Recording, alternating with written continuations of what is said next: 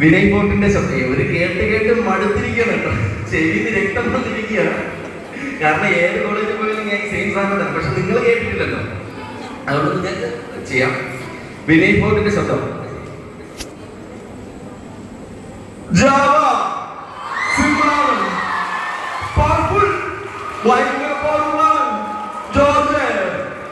George പാത്രമിസിനോട് പറയണം, Vimal sir നന്നായിട്ട് പാടും, വിമൽ സാർ നന്നായിട്ട് ഓടും, വിമൽ സാറിന്റെ മുന്നിൽ 5 ഏക്കർ സഫർ ചെയ്തിട്ടുണ്ട്.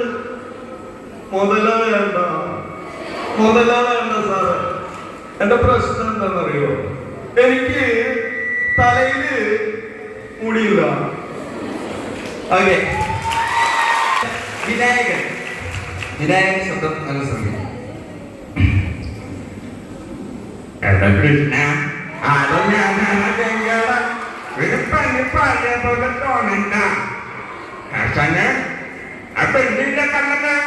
അവനാണ് നോക്കിയത്, അവനെ പറഞ്ഞാൽ വെച്ചിട്ടുണ്ട്.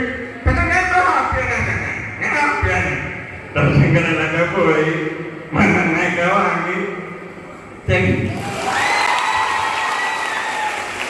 തിലകൻ സാറിന്റെ ശബ്ദം ഒന്ന് ശ്രമിക്കും. തിലകൻ സാർ.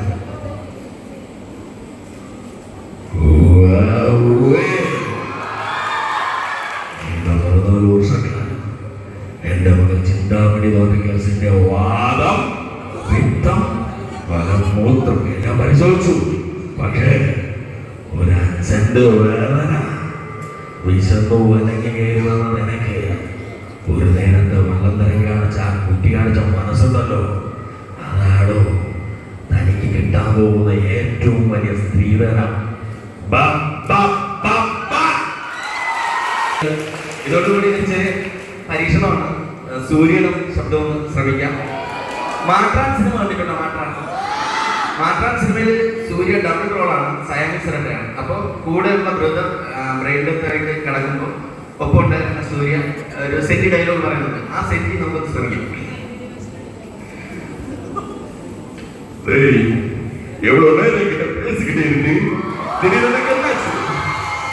என்ன விட்டு போயிடாதா, நீ இருந்தா மட்டும் தான் நான் இருப்பேன்.